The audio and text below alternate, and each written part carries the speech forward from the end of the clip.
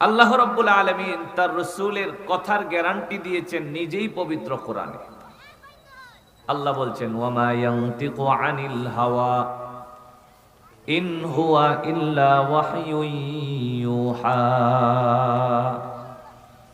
আমার নবী দুনিয়াতে যেই কথাগুলি বলে, নবী নিজের কাছ থেকে, নিজের পক্ষ থেকে, নিজের মন গড়া কোনো কথা সাহাবায়ে কেরামদেরকে বলতেন না, শোনাতেন না।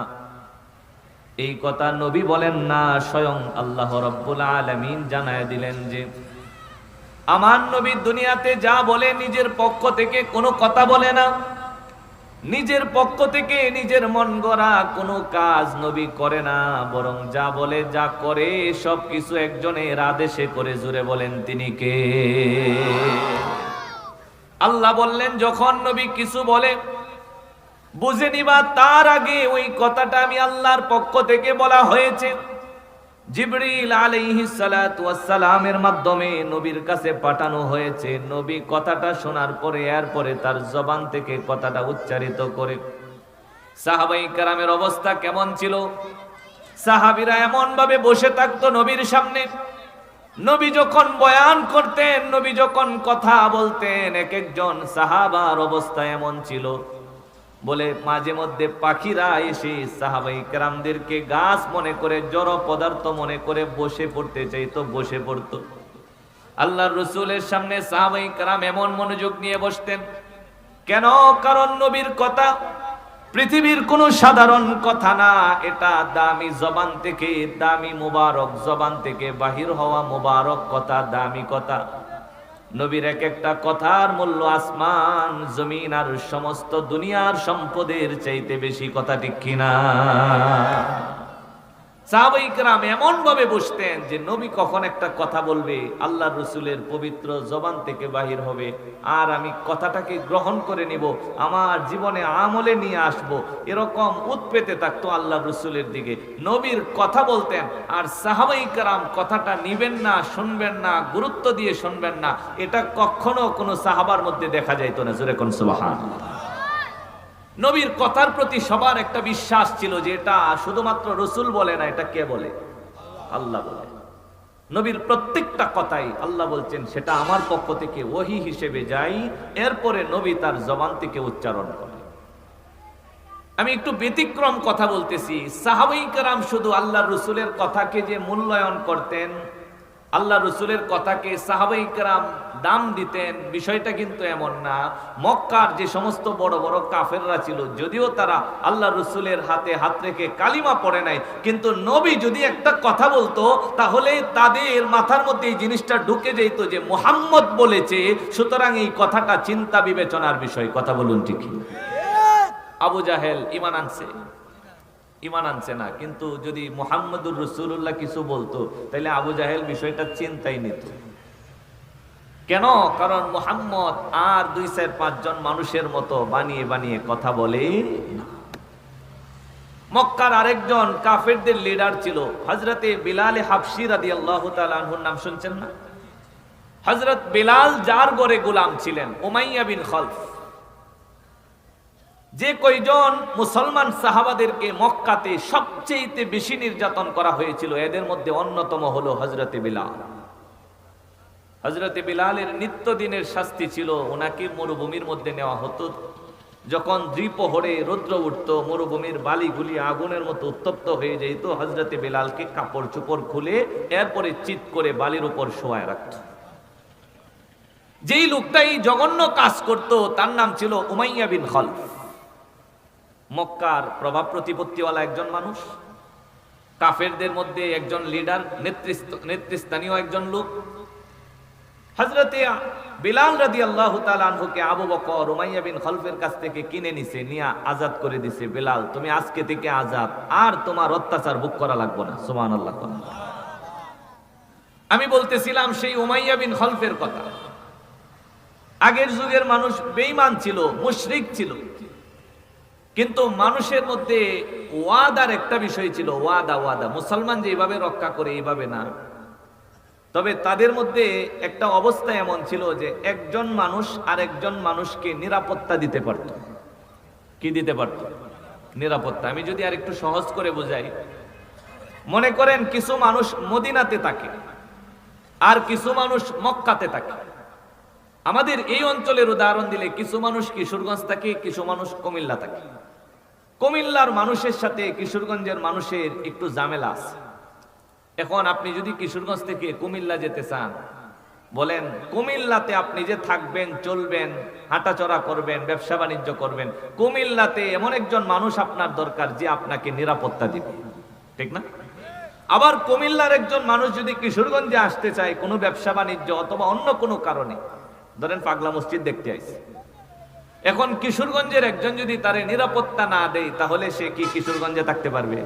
তারে তো পিটায় মেরে লেবে। আরবের মানুষের মধ্যে তৎকালীন সময়ে এরকম একটা অভ্যাস ছিল, এক দেশের মানুষ আরেক দেশের মানুষের সাথে বন্ধুত্ব করত নিরাপত্তা পাওয়ার জন্য। তো উমাইয়া বিন খলফ ছিল মক্কার মানুষ, আবু জাহেলের সমপর্যায়ের লিডার। উমাইয়া বিন খলফের বিশাল বড় ব্যবসা ছিল, এরা সিরিয়াতে ব্যবসা করত। আবু জাহেলের ব্যবসা ছিল, সিরিয়াতে ব্যবসায় যেত। আবু সুফিয়ানের ব্যবসা ছিল, সিরিয়াতে ব্যবসায় যেত। তো সিরিয়াতে যাওয়ার রাস্তাটা হলো মদিনার পাশ গেছে, মদিনার সাইড দিয়ে যাওয়া লাগে সিরিয়া। উমাইয়া বিন খলফ চিন্তা করতেছে, আমি যে মদিনায় ব্যবসা করার জন্য যাবো, সিরিয়াতে যাবো, মদিনার পাশ দিয়া তো যাওয়া লাগবো। যদি মদিনার আমার একজন বন্ধু না থাকে যে আমাকে নিরাপত্তা দিবে, তাহলে তো মদিনার মানুষ আমারে লুটপাট করে সব রেখে দিবে। এই কারণে মদিনাতে একজন মানুষ ছিলেন, তার নাম হযরত সাআদ বিন মুআজ রাদিয়াল্লাহু তাআলা আনহু। আল্লাহর রাসূলের হাতে হাত রাইখা কালিমা পড়ে মুসলমান হয়ে গেছে। কিন্তু উমাইয়া বিন খলফ তখনও মুসলমান হয় নাই। মুসলমান আর অমুসলিম সেটা তারা তফাৎ করতো না। তারা বলতো আমি তাকে নিরাপত্তা দিছি, এটাই হলো সবার ঊর্ধ্বে। সে কি মুসলমান না মুশরিক সেটা তখন বিবেচনা ছিল না। নিরাপত্তার জায়গায় নিরাপত্তা, আর মুসলমান মুশরিকের জায়গায় মুসলমান মুশরিক। কথা বুঝে আসছে? যেটা কথা দিত এটা তারা খুব ভালো করে রক্ষা করত। কিন্তু আমরা বর্তমান সমাজের মুসলমান তাদের চাইতে জঘন্য হয়ে গেছি, কথা দিয়েই কিন্তু কথা রক্ষা করি। কথা ঠিক কিনা? উমাইয়া বিন খলফ বন্ধুত্ব করছে সাআদ বিন মুআজ রাদিয়াল্লাহু তাআলা আনহুর সাথে। সাআদ বিন মুআজ রাদিয়াল্লাহু তাআলা আনহু তার সাথে সম্পর্ক কইরে নিছে। কেন? মাঝে মধ্যে সাআদেরও মক্কাতে আসার প্রয়োজন পড়ে।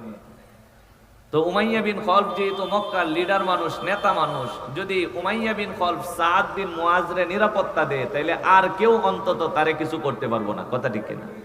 দুইজনের মধ্যে কের সন্ধি হয়েছে? নিরাপত্তার সন্ধি। তুমি আমারে মদিনাতে যাওয়ার সময় নিরাপত্তা দিবা, আর তুমি যখন মক্কায় আসবা তখন আমি তোমাকে নিরাপত্তা দিব। সাআদ বিন মুআজ বলে ঠিক আছে। উমাইয়া বিন খলফ ব্যবসায়ী গেছে, মদিনাতে উঠছে। মদিনাতে তখন সাহাবাই কেরাম ছিল, মুহাজির ছিল, আনসারি ছিল। সাআদ বিন মুআজ রাদিয়াল্লাহু তাআলা আনহু নিজের ঘরে এই মক্কার কাফেরদের জায়গা দিছে। সাহাবীদেরকে বলছে আমি তারে নিরাপত্তা দিছি, তারে কেউ আঘাত করবা না, মারতে চাইবা না। সাহাবাই কেরাম কিচ্ছু করছে না। উমাইয়া বিন খলফ চলে আসছে নিরাপদে।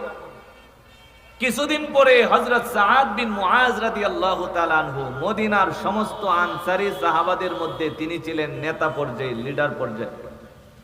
উমাইয়া বিন খলফের কাছে পত্র লিখছে যে আমি মক্কাতে আসব কাবা ঘর জিয়ারত করার জন্য। এখন আমি মক্কাতে গেলে এমনও তো হইতে পারে কাফেররা আমার উপর আক্রমণ করে বসবে। আমি তো মুসলমান হয়ে গেছি, তো মুসলমান পাইলে তো কাফেররা সেদবই। আমি যেহেতু মক্কায় যাবো, তুমি আমারে নিরাপত্তা দিবা, আমার সাথে সন্ধি আছে তোমার। উমাইয়া বিন খলফ বলে আপনি আসেন, কোনো টেনশন নাই, আমার ঘরে আপনার নিরাপত্তার ব্যবস্থা রাখা হবে। সুবহানাল্লাহ। হযরতে সাআদ বিন মুআজ চলে আসছে মক্কায়। উমাইয়া বিন খলফ তার ঘরের মধ্যে সাআদ বিন মুআজরে জায়গা দিছে। হযরত সাআদ বিন মুআজ বলতেছে, উমাইয়া আমি কাবা ঘর তওয়াফ করার জন্য যাইবো, তবে তুমি একটু আমারে ওই সময়ে নিয়ে যাইবা যেই সময় কাবার চারপাশে মানুষ খুব কম থাকে, খালি থাকে। খালি থাকলে আমি একেবারে মনটা দিয়ে আবেগটা মিশায়ার পরে আল্লাহর ঘরটা জিয়ারত করতে পারবো, তওয়াফ করতে পারবো। যারা মক্কাতে গেছে কাবা তওয়াফ করছে তারা জানে যখন একেবারে দুপুরবেলা রৌদ্র ভালো করে উঠে তখন কাবার মাতাফটা চত্বরটা একটু খালি খালি থাকে। তৎকালীন সময়ে এমনই ছিল। তো উমাইয়া বিন খলফ বলতেছে যদি খালি চাও তাহলে দুপুরবেলা যাওয়া লাগবে। আমি কিন্তু ওই কথা থেকে আসছি যে আল্লাহর রাসূলের কথা শুধু মুসলমানরা গুরুত্ব দিয়ে নিত না, কাফের বেঈমানরাও গুরুত্বের সাথে নিত। কেন? কারণ এটা অন্য কেউ বলে নাই, এটা মুহাম্মদুর রাসূলুল্লাহ বলছে। এটা সাংঘাতিক কথা। হযরতে সাদ বিন মুআজ বলে, এমন সময় আমারে নিবা কাবা জিয়ারত করার জন্য যখন মানুষ কাবার চারপাশে কি থাকে? কম থাকে। উমাইয়া বিন খালফ বলছে, তাহলে দুপুরবেলা বের হয়েছে, বলে দোস্ত আসো, তুমি কাবা তওয়াফ করবা আর আমি তোমার নিরাপত্তার জন্য সাইডে দাঁড়ায় থাকবো। সাদ বিন মুআজ রাদিয়াল্লাহু তাআলা আনহু কাবাতে গেলেন, তওয়াফ করতেছে। তওয়াফের একটা সিস্টেম হলো শরীরটার এইভাবে জাকায়া জুকায়া করতে হবে। এভাবে ডানে জাকাইতে হয়, বামে জাকাইতে হয়, মানে একটু বীরত্বের সাথে এমন ভাবে তওয়াফটা করতে হয় যাতে মনে হয় যে আল্লাহর বান্দা এখানে কাউরে ভয় পায়া তওয়াফ করতেছেন। সুবহানাল্লাহ। তো কাবার পাশ তো খালি।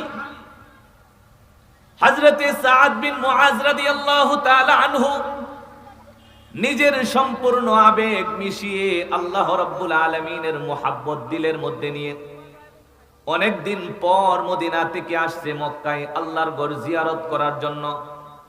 এই কারণে খুব মুহাব্বতের সাথে কাবা তওয়াফ করে, আর কখনো তার দেহকে ডানে হেলাই, কখনো বামে হেলাই, বীরত্বের সাথে আল্লাহর ঘরের চতুর্পাশ সাদ বিন মুআজ তওয়াফ করে, জিয়ারত করে। অল্প কয়েকবার তওয়াফ করা হয়েছে। এই মুহূর্তে মক্কার কাফেরদের সবচেয়ে বড় লিডার ছিল আবু জাহেল।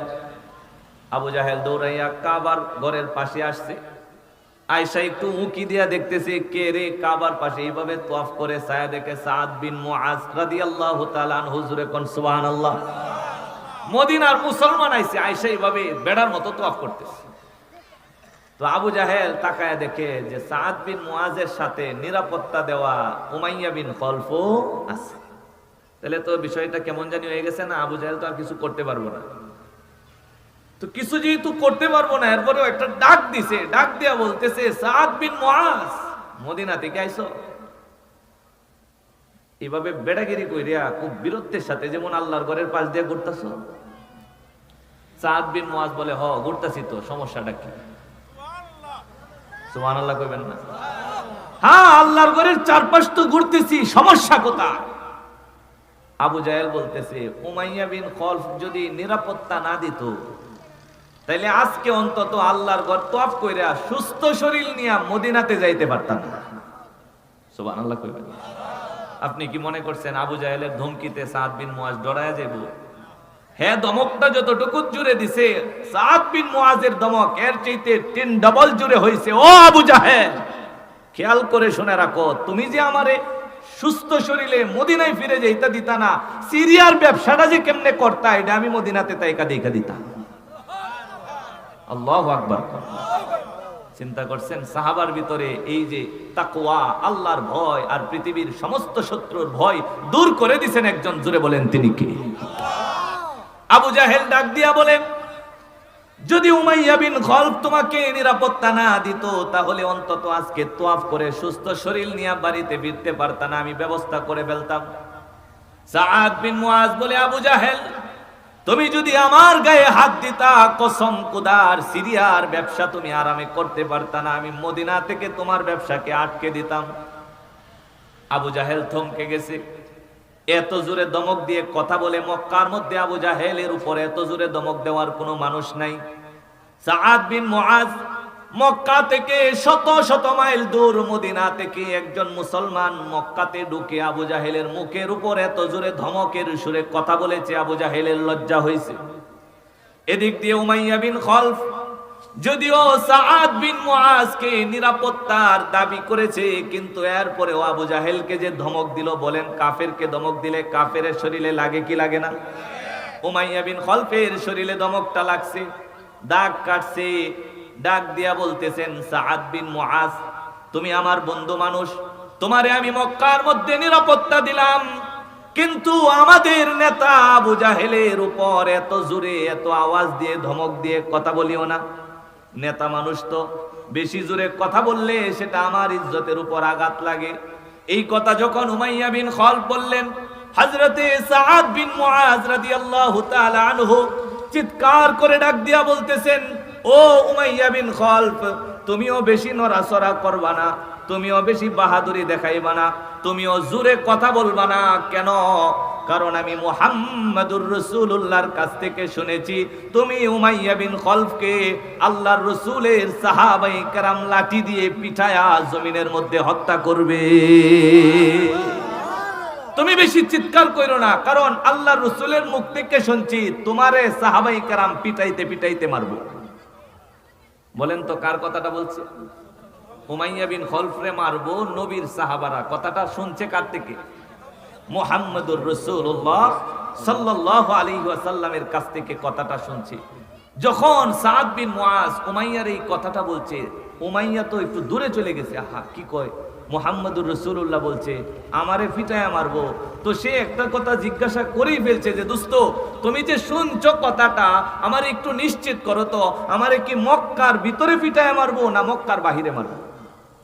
সুবহানাল্লাহ কইবেন। আচ্ছা, এই প্রশ্নটা কেন করছি এর পিছনে একটা কারণ আছে।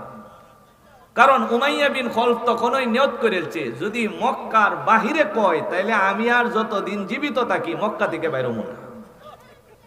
কেন? কথাটা বলছে কে? মুহাম্মাদুর রাসূলুল্লাহ সাল্লাল্লাহু আলাইহি ওয়াসাল্লাম। এই ছিল আমার আপনার নবীর শান, মান, মর্যাদা।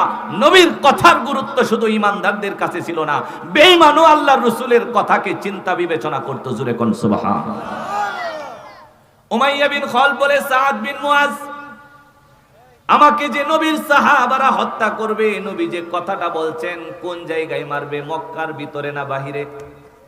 সাদ বিন মুআজ বলে এটা জানি না, ভিতরে মারবো না বাহিরে মারবো এটা জানি না, কিন্তু নবীর কাছ থেকে শুনছি নবী বলছে তোমারে আল্লাহর রাসূলের সাহাবায়ে কেরাম পিটায়া পিটায়া ময়দানের মধ্যে হত্যা করবে। হযরতে সাদ বিন মুআজের কথা শোনার পর উমাইয়া বিন খলফ অস্থির হয়ে গেছে, দৌড়াইয়া বাড়িতে গেছে। যাওয়ার পর বিবিকে ডাক দিয়া বলে বিবি শুনছনি কাহিনী একটা হয়েছে? বিবি বলে কি হয়েছে? বলে সাদ বিন মুআজরে নিরাপত্তা দিছিলাম মক্কার মধ্যে আল্লাহর ঘর তোয়াফ করবে। যখন তোয়াফ করে আবু জাহেলের সাথে এই কাণ্ড ঘটেছে, আমি তাকে বললাম আবু জাহেলের সাথে চিৎকার করে কথা বলবা না।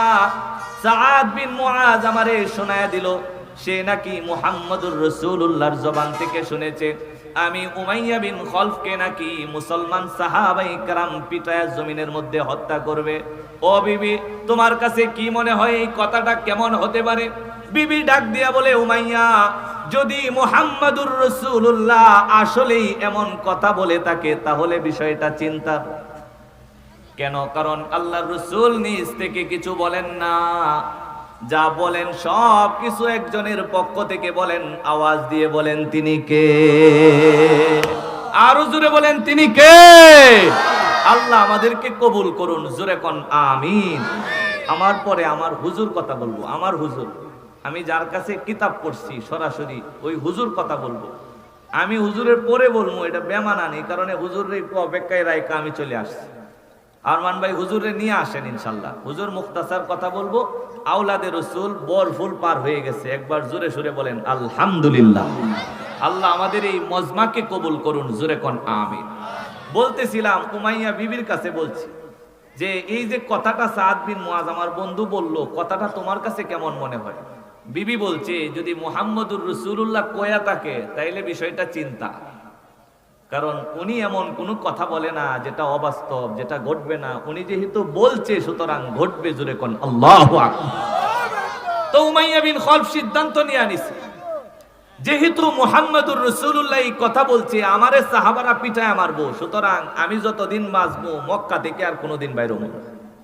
কারণ মক্কাতে তো আমার একটা পাওয়ার আছে। মারতে গেলেও একটু দেখবে দিক চিন্তা করতে হবে, কিন্তু বাইরে গেলে তো সমস্যা। কোন জায়গায় আমারে পিটানো আরম্ভ করে দেয়, যেহেতু মুহাম্মদুর রাসূলুল্লাহ বলছে। তো এই কথাটা কখন প্রমাণিত হয়েছে? যখন আল্লাহর রাসূলের হিজরতের দ্বিতীয় বছরে বদরের যুদ্ধ আরম্ভ হয়েছে। মুসলমানদের প্রথম সম্মুখ যুদ্ধ। কোন যুদ্ধ? বদরের যুদ্ধ। মুসলমানের সংখ্যা কত ছিল আপনারা বলেন তো? 313 জন। এই 313 লিয়াজু ধরে দেখা যায় এখন মাহফিলে মাহফিলে মাদ্রাসায় মাদ্রাসায় 313 সংখ্যার একটা বদরি কমিটি হয়, সদস্য হয়।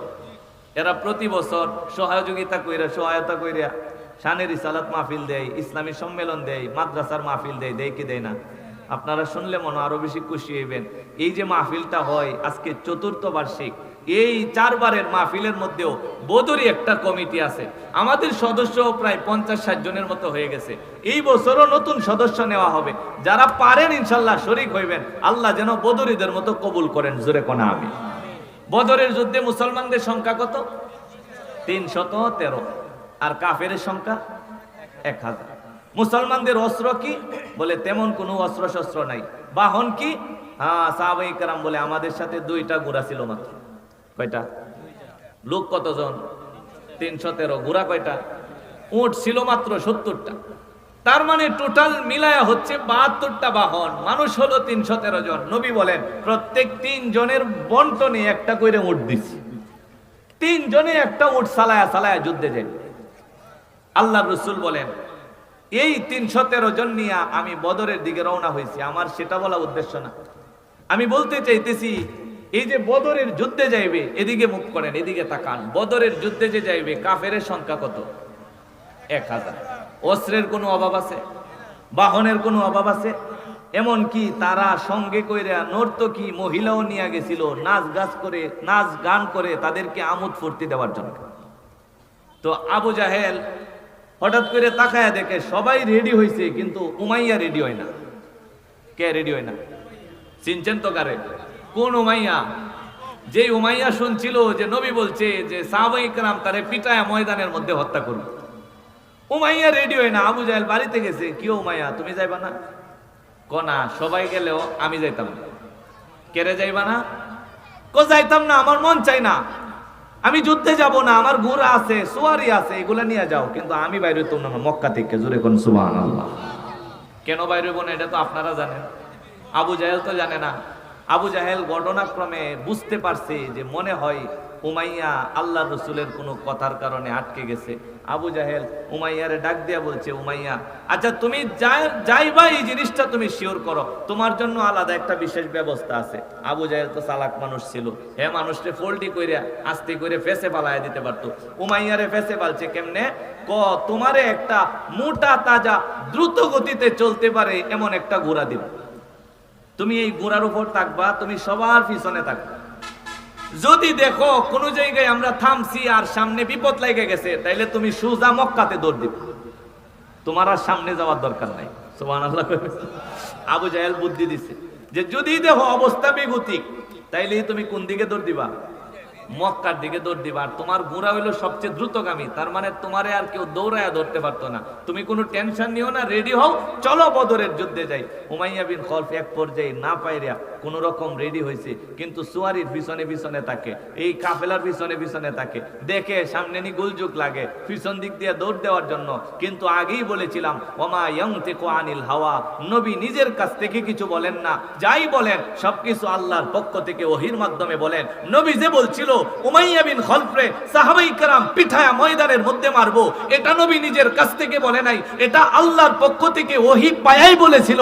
এই কারণেই তো বদরের যুদ্ধে অবশেষে যে কোনো ভাবে উমাইয়া বিন খলফ বদরের ময়দানে গেছে। ফলাফল কি দাঁড়াইছে? উমাইয়া বিন খলফ যেই বেলাল রে মরুভূমির বালির উপরে চিৎ করে শুয়ায়া অত্যাচার করত, নির্যাতন করত, অবশেষে সেই বেলালের লাঠির পিটুনি খায়া উমাইয়া বিন খলফ বদরের ময়দানে জীবন হারাইছে। আরো জোরে কন্যা আল্লাহু আকবার। তাহলে আমি যে কথাটা শুরু করছিলাম, এটার কি একটা প্রমাণ দেয়া গেছে যে নবীজির কথা শুধু মুসলমানরাই মূল্যবান মনে করে নিত না, কাফের বেঈমান মুশরিকরাও নবীর কথা শুনলে এটা বিবেচনা করত, চিন্তা করত। এটা সাংঘাতিক বিষয়, এটা নিয়ে খুব খেয়াল তামাশা করে বেপরোয়া ভাবে নেওয়া যাবে না। আমি যে জিনিসটা আপনাদেরকে মেসেজ দিতে চাই, এটা হলো আজকে যে আলোচনাগুলি হচ্ছে, উলামায়ে কেরাম যে কথা বলছে, আমাদের জন্য সবচেয়ে বড় আনন্দের বিষয় হলো আমরা সেই নবীর একজন বংশধর আজকে আমাদের এই মজলিসে বসে কথা বলবে, আমরা তার সামনে বসে কথাগুলি শুনতে পারবো। এর চাইতে আনন্দের আমি মনে করি এই মাইজহাটি অঞ্চলের মানুষের, এই আশপাশের এলাকার মানুষের আর কিছু হতে পারে না। কথা বলুন ঠিক কিনা? আমাদের সৌভাগ্য, আল্লাহ তাআলা আমাদেরকে এমন একটা নিয়ামত দান করেছেন, তারা আল্লাহর রাসূলের কথাগুলি